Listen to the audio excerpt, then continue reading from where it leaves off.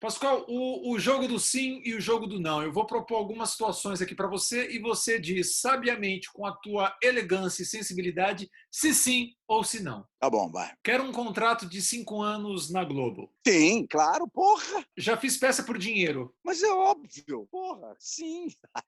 Como não? Atuei ao lado de quem não tinha a menor ideia do que estava acontecendo. Eu, às vezes, não tenho a menor ideia do que está acontecendo em cena. Todo artista é egocêntrico. Não, não, negativo. Quero morar em outro país. Não, não, nunca pensei nisso.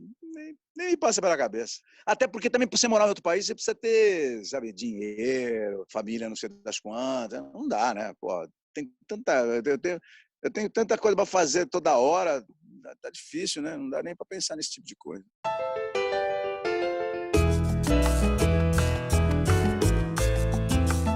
Olá, gente. Eu sou Denis Antunes e estou aqui para mais um episódio do Denis Antunes se Isola. O episódio de hoje é muito especial porque conta com a participação de uma referência na cultura, o ator, produtor, diretor, atuante, de fato, militante cultural, Pascoal da Conceição. Yeah! E aí, gente? Prazer imenso poder trocar umas ideias, né? Importante para a gente passar junto um pouco desse tempo conversando sobre coisas que nos interessam e que nos tirem e nos coloquem numa situação que a gente está vivendo. Ótimo, Pascoal. Eu faço aqui um registro público, eu te agradeço. De forma muito respeitosa, eu nasci vendo você trabalhar. Você é, de fato, uma referência para mim, não só como artista, mas como alguém que acredita em coisas muito legais, das quais eu me identifico muito. Então, eu fico muito, mas muito lisonjeado mesmo por receber você aqui. Muito obrigado. Para aí com esse estoque de elogios que eu vou acabar acreditando em tudo isso aí. E aí eu fiz o Euclides da Cunha num curta, né? Quando eles foram lá para fazer Sertões, eles fizeram Sertões no Nordeste todo. O livro ia fazer 100 anos. Eles iam fazer uma apresentação em Canudos, cara, exatamente onde tinha acontecido a Guerra de Canudos. Aí eu queria ir para lá, e o Zé falou, pô, o Zé Celso, né? Falou, e aí, Pascoal, você não vai para lá? Eu falei, ah, Zé, como é que eu vou lá pro interior da Bahia, sem grana, sem nada? Ele falou, ah, não, tá. Ficou aquela coisa assim, não, mas eu falei, mas eu não dormi sossegado. Sabe o que eu fiz? Eu fiz o seguinte, eu sabia que o livro Os Sertões, que o Euclides da Cunha tinha escrito há 100 anos atrás, que ia fazer 100 anos, foi escrito porque o jornal Estado de São Paulo contratou ele para fazer umas matérias de guerra, de correspondente de guerra lá. E eu, cara, eu peguei e escrevi uma carta para o Caderno 2, para o Dibe Carneiro Neto, que era o editor do Caderno 2. Falei para ele assim, olha, tá, eu sou Pascoal da Conceição, não sei o que, a oficina vai para lá e tal. E o Estadão fez isso com o Euclides da Cunha. Vocês não querem me mandar agora como correspondente de paz? Cara, ele topou, velho. Foi do caralho, foi muito bacana, porque me possibilitou viajar para Canudos, conhecer Canudos, com o que eu conhecia com o que eu já conhecia do Euclides da Cunha. Pô, possibilitou um puta trabalho. Quando eu fui pro Teatro Oficina, eu trabalhava no Banco do Brasil. Cara, imagina, eu estava na EAD, o Zé Celso deu uma oficina lá, e depois da oficina que ele deu lá, ele falou, pô, o Silvio Santos quer pegar o teatro e tal, vamos para lá, para o teatro. Cara, eu fiquei com aquela preocupação, pô, tô terminando a escola, queria pegar o diploma, tudo mais, mas eu falei, pô, mas se eu tô fazendo um curso de teatro, tem um teatro correndo perigo, não vou esperar pegar o diploma para poder ir atrás da luta, né? A gente está na luta o tempo todo, o diploma é uma parte da luta, mas eu acho que enfim, tomei a decisão, falei, fui para lá, né? A gente estava trabalhando lá, mas só que era o seguinte, eu trabalhava no Banco do Brasil e tudo mais, das 7 da manhã, 1 da tarde, e aí começou um horário bater com o outro, tudo mais. E aí eu comecei a faltar, né, no banco. Aí o banco mandou uma carta que eu estava faltando, eles iam me mandar embora como justa causa. Aí eu pensei assim, cara, aliás, tomara que o Banco do Brasil esteja presente, eu vou repetir essa história várias vezes para que eles. Eu peguei um ônibus, cara, que saía às 6 da tarde daqui de São Paulo, da rodoviária, e chegava às 6 da manhã em Brasília, e fui até Brasília. Falei, vou até a direção-geral do banco, vou falar com o presidente. Porque na agência do banco não dava certo. Aí fui falar na direção, porque eu não pude emprego, meu. Como é que eu ia sair do emprego, jogar tudo fora? Tal? Aí fui até a direção-geral do banco, propus para ele, mas na época, isso é 1980. Não tinha marketing ainda tão essa coisa, essa ideia, porque a minha ideia, agora eu consigo formular melhor, era que eles me deixassem trabalhar lá no teatro, me pagassem para fazer isso, e que eu sempre seria um funcionário do Banco do Brasil, e Sim, as sim. entendeu? Claro, Agora faz dá para entender. todo sentido. Mas na época não consegui explicar isso, cara. Juro.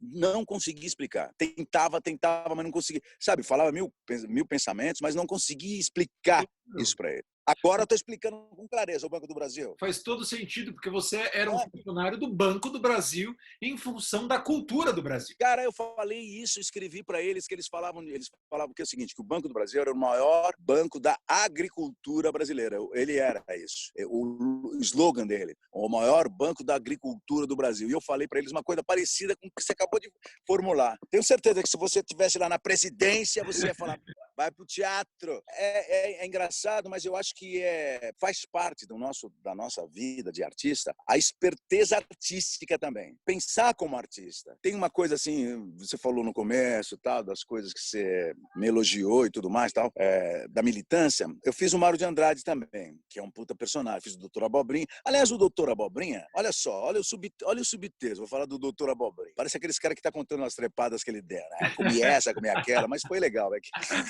É que agora, depois de viver a vida toda, eu acho que vale a pena contar para Lógico, vocês. lógico. Eu saí do Banco do Brasil, a vida da cultura é uma vida com a riqueza, mas como a gente não tem uma economia voltada para a riqueza, a gente tem uma economia voltada para o dinheiro, a riqueza do povo brasileiro, a beleza da gente brasileira, indígena, negra, trans, jovem, velha, isso é riqueza, isso que é riqueza. Às vezes tem a ver com dinheiro, às vezes não tem a ver com dinheiro. Bom, então eu fui trabalhar na cultura e começamos a ficar muito sem dinheiro. Então eu fazia uns freelancers, lá na TV Cultura, lá na Cena Esbriga, lá na Lapa.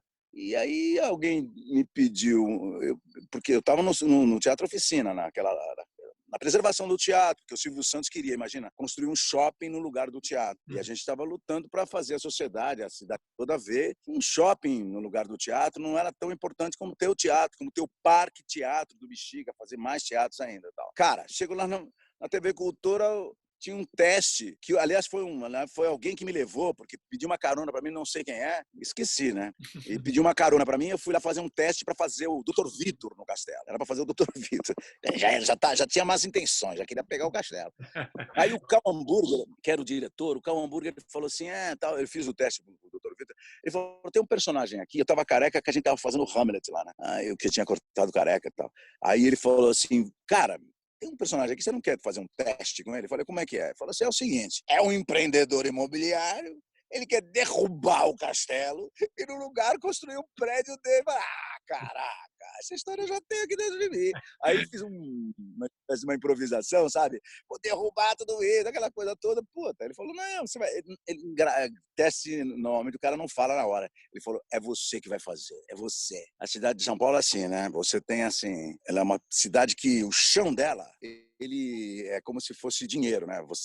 A especulação imobiliária usa a cidade para ganhar dinheiro. O Doutor Abobrinha, na verdade, é um personagem que nós todos, assim, conhecemos muito bem, né? Sabemos ele. Só que a geração de vocês teve a oportunidade de dar umas risadas com esse vilão, né? Esse vilão que atormenta a nossa vida, aí, que tem que ganhar dinheiro, tudo para ele é dinheiro, economia é dinheiro, saúde é dinheiro, tudo é dinheiro, dinheiro, dinheiro. Vou te interromper porque eu quero justamente que você faça essa análise. Como você tem esta trajetória, Pascoal, do Fernando Arrabal, passando por novas diretrizes do Bosco Brasil, fazendo esta coisa do Doutor Abobrinha, essa especulação imobiliária, essa necessidade de se conquistar o mundo. Qual é o paralelo que você faz, Pascoal, você que é um artista que passou por tudo isso, qual é o medo que te dá desta nova onda de autoritarismo no Brasil e por que este lugar que a gente se encontra hoje, ele pode ser considerado diferente destes outros lugares ou ele pertence a uma mesma espécie, esta espécie que nos causa tanto medo e pavor? Uma coisa é certa. A luta que você estamos dando continuidade, a situação que a gente vive, a situação que a gente está, ela é muito, muito melhor do que a situação que a gente estaria se a gente não tivesse feito muita resistência a tudo isso que está pela frente. Muita resistência. No domingo passado, para você ter uma ideia, se comemorou 30 anos, é o Dia Mundial da Luta contra a Homofobia. Por quê? Porque há 30 anos atrás, a homofobia estava na lista da Organização Mundial de Saúde como uma doença psiquiátrica, era uma doença mental. Quer dizer, você tem uma ideia do amor diferente da ideia oficial, você vai ser enquadrado como doença mental há 30 anos. Ou seja, 1990, velho, pouquíssimo tempo. Então você tem que considerar que as lutas todas que nós estamos vivendo, porque às vezes eu vejo meus amigos falando assim, puta, a gente lutou, não deu em nada, não deu em nada. Pelo contrário, cara, se a gente não tivesse resistido e lutado bastante, lutado muito, as coisas estariam trilhões muito piores do que elas estão. Há pouco tempo atrás, tanto que agora eu quero falar do Mário de Andrade. Há pouco tempo atrás, quando se falou das profissões fundamentais, tal, as profissões que seriam fundamentais para esse tempo de quarentena, as fundamentais iriam receber R$ 600. Eu não sei se era fundamental, mas essenciais. O governo Bolsonaro teve a postura de tirar os artistas da cultura, das atividades essenciais para receber esses R$ 600. Nós somos tirados dessa daí. Para você ver que lugar que a gente está, região que a gente está.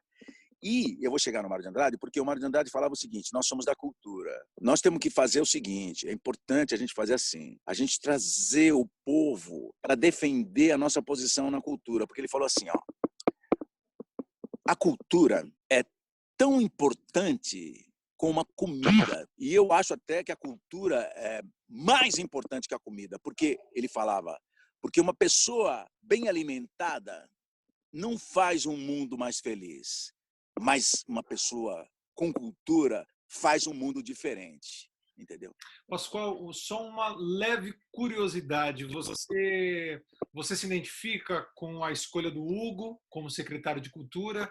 E se você, no lugar dele, teria feito o mesmo? Nossa, cara, aí já não sei. Eu acho que vai chegar um dia, juro por Deus, acho que eu tenho que me preparar, porque acho que um dia vai chegar esse negócio de ser administrador de alguma coisa, sabia? Eu acho. Eu acho que eu vou acabar fazendo um dia papel de secretário da Cultura, e ser, como se diz, e ficar lá, né, tentando levar essas ideias da cultura, embora eu acho que talvez eu não fosse durar muito tempo, porque o meu pensamento realmente é um pensamento de fazer a coisa mais de um jeito coletivo, uma produção coletiva. Porque olha só, olha que interessante, peça grega e tal, sempre tem muitos atores, né? Sim, sim. Sei lá, tem soldados, porque é o seguinte, sempre tem muita gente nos atores, os artistas, desempregados, você não tem o que fazer, você tem o que comer. Então eles faziam peças com bastante elenco, colocava toda a turma junto. Porque podia fazer Romeu e Julieta com 4, com 2 e tal. Sim. Negativo, faz com 50, faz com 60, faz com 100. Porque Sim. chegava no rei e falava, ó, tem essa peça,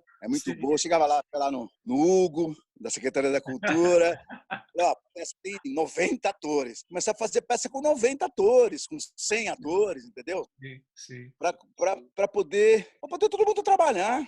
Claro, claro.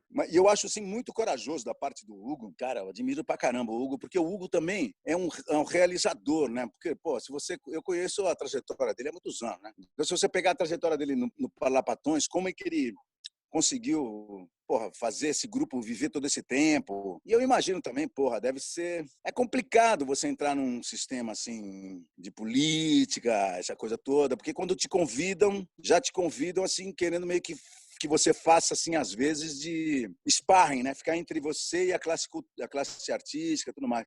Eu acho que eu tenho feito um papel bom de ficar do lado de cá, de ficar do lado da militância, porque a gente também tem que ficar de olho nesse negócio, a gente tem que estar militando, porque tudo bem que o administrador fez isso, fez aquilo, mas e aquilo, e aquilo, e aquilo, e aquilo, sabe? Tem muita coisa para ser cobrada, muita coisa a ser feita, muita coisa que não está feita. Dá uma devagada, mas se está com tempo, também estou. O Machado de Assis tem um livro que você já deve ter lido também, que é o Dom Casmurro, né? Que é muito bom, é muito legal e tal. E o Dom Casmurro, ele tem um personagem que se chama José Dias, que é um cara que vivia de favor na casa da mãe dele, né? Então ele morava ele, a mãe dele era viúva, morava ele com a mãe dele, e morava o José Dias num quartinho meio de favor.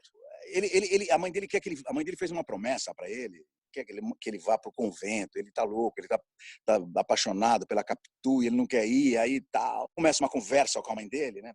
Querendo convencer a mãe dele a não ir para o convento e tal, né? Aí ele fala assim que na conversa chegou o José Dias, que é um personagem brasileiro.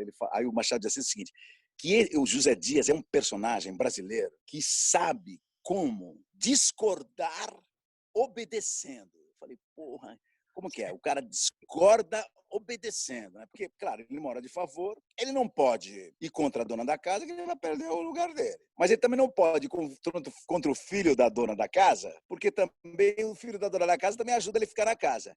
Então é um personagem, como a gente... Aí ele fala, vai falar um pouco disso, que o brasileiro, a gente vive no Brasil, a gente vive meio de aluguel aqui. A gente está aqui, de repente, um dia alguém vai despejar a gente, vai cobrar o aluguel da tua casa, vai ficar mais caro, o plano de saúde, esse negócio. Um dia a gente vai... Eles só não puseram o brasileiro para fora, quem está dirigindo aí, porque não tem quem queira. Mas um dia que tiver, eles estão ferrados. Não, a gente está se sentindo, eu acho, assim, você está se sentindo como se fosse indígena, imagina? Como se você fosse negro, sim. Entendeu? Como se você fosse LGBT, como se você fosse mulher, porque é assim que é, entendeu? Você fica sob uma situação de terror de noite, uma hora vai te pegar, como se você fosse quilombola. Pascoal, é o seguinte, aqui no nosso programa, ele tem alguns quadros, e dentro desses quadros eu vou provocando algumas coisas aí para você. O primeiro quadro, Pascoal, chama-se Análise de Texto, o nome por si só já é bastante sugestivo. Quero tua fala para todos estes textos que eu previamente escolhi especialmente para você. Primeiro texto, Pascoal, abre aspas. Estar sozinho nunca me pareceu certo. Às vezes me senti bem, mas isso nunca me pareceu certo. Fecha aspas. Esta frase é do nosso amigo Charles Bukowski. Queria que você analisasse. É o que eu acabei de falar para você, cara. Como que você tá... É impossível ser feliz sozinho. Ó, você fazendo teatro, o teatro é o silêncio junto. Fazendo teatro, não tem como fazer teatro sozinho. E a humanidade, o sentido do teatro que está dentro da humanidade é um sentido de coletivo, um sentido de junto. Segunda frase, abre aspas. Só há um tipo de amor. Um tipo de amor que dura, o não correspondido. Uma frase boba, platônica, do nosso diretor americano, Woody Allen. Cara, porra, puta frase ótima. É porque esse amor, que eu acho que é um amor assim, é uma tensão, né? Amorosa, né? Que você fica em estado de amor o tempo todo, né? O não correspondido te coloca em estado de amor. Vamos para o terceiro texto. Os que lavam as mãos o fazem numa bacia de sangue. Esta frase é do Bertolt Brecht, num texto Os Fuzis da Senhora Carrár, que ficou aí nacionalmente muito conhecido, porque o Lima Duarte ele deu esta frase na morte do Flávio Migliatti, e esta frase ficou muito na boca do povo, e eu gostaria muito que você analisasse ela. Eu acho assim, o Brecht, cara, ele é dos autores. Como o Brecht viveu intensamente um momento forte da política mundial, ele não teve outra alternativa senão trazer para toda a poética da obra dele, o que estava acontecendo no mundo. Então, quando você lê o Brecht, ele tem uma coisa interessante, porque a impressão que você tem é que ele está sempre falando do momento presente, do momento de agora, do agora daquela hora. Aquele que lavar a mão agora, lava a mão numa bacia de sangue. Ela está falando sempre do agora, porque ela está falando mais da energia de agora do que do sentido moral de agora, saca? É isso. Terminamos o primeiro quadro, tá? Você foi muito bem. Falei. Tirou nota máxima aí no nosso gabarito. Pascoal, eu tenho uma dúvida. Você fez há pouquíssimo tempo uma montagem de um texto do Ibsen, dirigido pelo Roberto Alvim, com Juliana Galdino no elenco. Eu queria que você falasse um pouco dessa experiência E o que você achou Exatamente. do Roberto Alvim dar essa... Ana Galdino e Mário Bortolotto. Um ótimo elenco, por sinal, né? Porra, puta elenco, cara. Puta maravilha. E eu E queria foi ótimo o trabalho. queria que Foi você muito falasse... bom o trabalho com ele, saca? Sim, eu assisti. E eu digo, como é que foi esse processo exclusivamente com o Roberto Alvim e como que você enxergou este processo dele até ele aceitar a Secretaria de Cultura? Como que você viu tudo isso, esse afastamento dele da mesma secretaria? Como é que você enxergou tudo isso como artista e alguém que trabalhou diretamente com ele? Cara, bom, foi uma surpresa enorme, gigantesca, né? O cara tá lá com esse governo, ele aceitar esse governo, realmente foi alguma coisa que imediatamente pensei, nossa, enlouqueceu, né? Ficou louco, que isso? Até também não parei muito tempo para poder falar com propriedade de causa. Eu vou falar do processo de trabalho que a gente teve. O processo de trabalho que a gente teve foi aquele processo de trabalho de teatro, né? De sacar o que era a peça, de sacar o que estava dizendo, de fazer... o Guilherme Weber também fez, de sacar o que era a peça, de sacar quem era o Ibsen. Sabe, o processo foi muito rico com a Juliana, que é uma puta atriz, assim, dessa coisa toda, mas eu acho que todos nós, assim, a gente ficou muito chocado, assim, com a falta de identidade com o trabalho do teatro, né? Quando o cara pega uma posição assim para trabalhar para um fascista e para fazer aquele tipo de arte que ele falou, arte única, né? A arte que vai ser não sei das quantas, realmente. Mas nós de teatro tem uma coisa que eu acho que quando você vai para o teatro, os processos todos que você vive no teatro sempre são por aí. Você sempre se revela, né? Você sempre tem que buscar dentro de você a tua alma, quem você é, o que você está fazendo. No caso, o Alvim acabou revelando não só ele, mas revelando até o próprio governo, né? Porque aquela coisa que ele fez, aquela live que ele fez nazista, né, com Goebbels e tudo mais, aquilo lá foi um escândalo, né? Realmente ele fez uma live de tudo, né? Foi maravilhoso, foi muito interessante. Não que a gente ainda não soubesse, mas para a plateia ficou muito louco, né? Pascoal, tem um novo Tá quadro ótimo. aqui, que é o famoso e já lendário ping-pong. Eu faço algumas provocações com 2 pontos para você e você escolhe o ponto que você quiser, de bate-pronto. Perfeito. Comer ou dormir, Pascoal? Espreguiçar.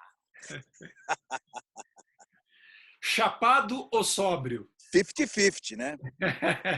Metade chapado, metade sóbrio, claro, evidentemente. Só durmo com? Eu só durmo com um livro do lado da minha cama, mas não para ler. Às vezes para dormir, às vezes só de companhia. Eu durmo assim, sempre durmo assim. Vodka ou Rivotril? Vodka, é vodka. É impossível viver sem vodka. Carreira ou família? É tudo uma coisa só, nunca foi diferente. Nunca foi separado, pelo menos para mim, né? Doutor Abobrinha ou Mário de Andrade, Pascoal? De médico e de louco, todo mundo tem um pouco de Doutor Abobrinha e Mário de Andrade. Tá sobrando, tem para todo mundo. Acho que devo ter um pouco de cada um dos dois, né? O Brasil é... Tudo. Amo o Brasil. Adoro o Brasil. Para finalizar o papo, Pascoal, a gente está neste momento tão maluco, neste isolamento social. Você lembra da frase do Guimarães Rosa? Viver é muito perigoso. Tá escrito lá. O cara já estava olhando ao redor da vida dele e estava vendo isso. Né? Realmente viver é muito perigoso mesmo. Né? Estamos aí, vamos lá, vamos embora. Pascoal, eu queria que você sugerisse alguma coisa neste momento que a gente está isolado socialmente. Queria que você pudesse sugerir alguma obra de arte. Sim. Então pode ser música, filme, série, álbum, o que você quiser. Não, eu quero sugerir uma coisa que eu acho que é fundamental para esse momento, eu acho fundamental. É o seguinte, gente, a humanidade, o planeta inteiro está vivendo um momento único, a pandemia pegou o planeta inteiro e nós que estamos vivendo esse momento único, vocês, eu, cada um a seu modo, precisamos registrar, escrever sobre isso, olhar ao nosso redor, porque daqui a 20 anos, a 30, a 40, 50 anos, tem gente que vai nascer depois disso que vai querer saber o que é que está acontecendo, entendeu? O que é que aconteceu, nós participamos disso, como gente que participou da Primeira Guerra Mundial, da Segunda Guerra Mundial, gente que participou do período da Inquisição, gente que participou, sabe, são períodos, gente que participou, sei lá, da criação do mundo lá no comecinho, esse registro, os nossos antepassados nos deixaram, por exemplo, muito do regime, muito do o que, como que eles tiveram entusiasmo nesse período, o que fazia as pessoas se moverem, se manterem atentas. Então, pô, eu acho fundamental prestar muita atenção, escrever sobre isso, filmar isso, fotografar isso, registrar isso de alguma forma, pintar isso, o que for possível fazer para não, porque esse registro para que ele não se perca. É um momento muito especial de todos nós, como eu disse, está todo mundo em cena, quer dizer, a gente não dá para esperar dos pastores, não dá para esperar dos governantes, não dá para esperar dos atores, tá tudo dentro da gente, a gente que precisa a gente precisa estar ligado nesse tempo e estar prestando atenção nele, sabe?